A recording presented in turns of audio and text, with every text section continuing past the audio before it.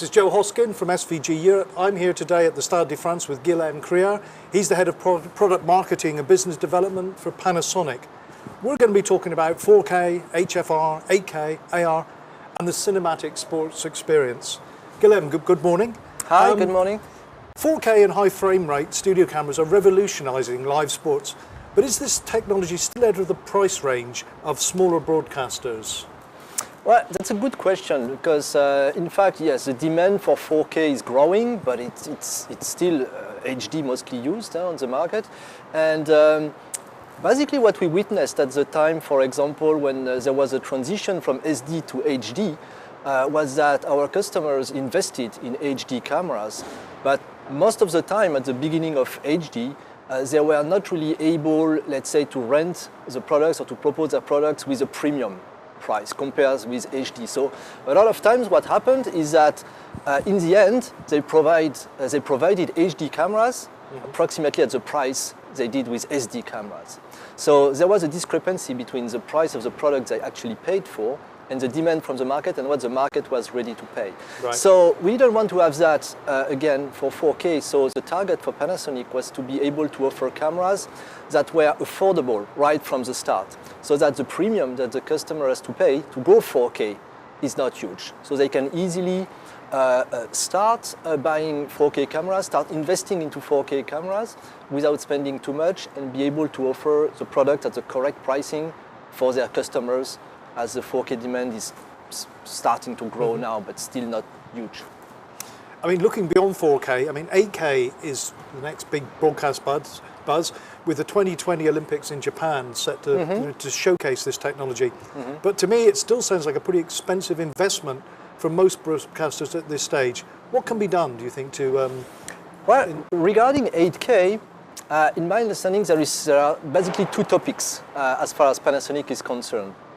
There is, let's say, 8K has a higher resolution compared to 4K. And in that regard, we will have, of course, 8K cameras because everybody knows that Panasonic will be covering also the Tokyo Olympics next year. So we have to be ready in 8K. And being in Japan, I'm quite sure that our development team is working quite hard to make it happen. Of course. So we will have these, let's say, usual box cameras and studio cameras using 8K sensors to have higher quality compared to 4K. It means in terms of resolution.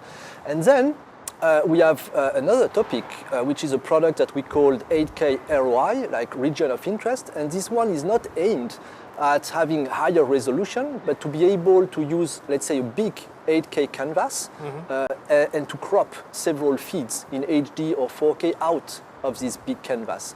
Right. So the idea is not to have, let's say, a resolution gain or step up, but to be able to use only one camera and to output, for example, up to 4 different camera angles, virtual angles, out of one single camera.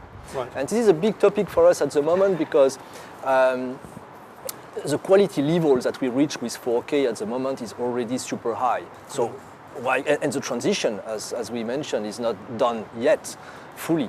So why go to 8K? Well, going to 8K is also useful for this kind of new technologies. Okay, thank you. I mean, augmented reality is also a hot trend, shall we say, within live sports broadcasting today. I mean, how simple do you believe it is for broadcasters to get into that area of augmented and virtual reality? Yeah, AR definitely is a big trend. It generates now a lot of interest, and it's a no-brainer. Everyone has to go to AR. And at the moment, basically, what people have to use are, let's say, complex and expensive systems with high-end PTZs and these kind of things. And what was missing really on the market as of now was an affordable, compact camera that is compatible with AR systems. So this is also why we released our new camera, the UV150 that we are showing here, by the way, today. That is, of course, a 4K camera, but it's the first compact PTZ that is able to provide real-time tracking of the camera and real-time positioning. Right. So it means simply that this camera supports what we call the 3D protocol, which is a standard protocol used by AR systems. So it simply means that at no additional cost, the UE150 can be connected to AR systems such as VizRT, Zero Density, Brainstorm, and so on. Not only easily, but directly. And then they can get all the information from the camera, focus, positioning, and so on, so that the data coming from the camera, the picture, can be integrated at once inside of the AR environment. Okay. So, yeah.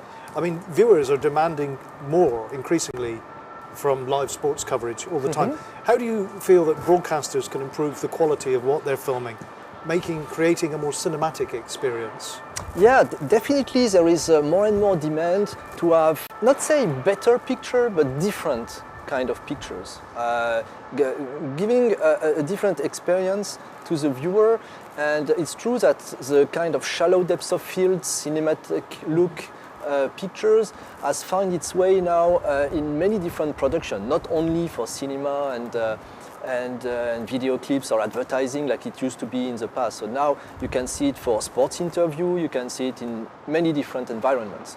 So clearly the next step, and what we are working on at the moment, is to provide a system that makes it possible to use our Super 35 cinema cameras, which is the VariCam range for Panasonic, and to use them as studio cameras, because the product itself is not designed right from the start to be used in a sports environment or concert environment. So this is why we made a partnership with a company called DTS, and they came up with a very good docking system for our VariCams. It's a complete fiber system that allows to use the VariCam exactly like a studio camera in HD and 4K, and to have all the data multiplexed inside of the fiber channel, just like it's done with a studio camera. So then our customers can use our VariCams or our studio cameras, like the UC4000 that we are showing today, in this exact same kind of environment. Okay. Guilhem, thank you very much. Thank you. Thank you for having me. Pleasure.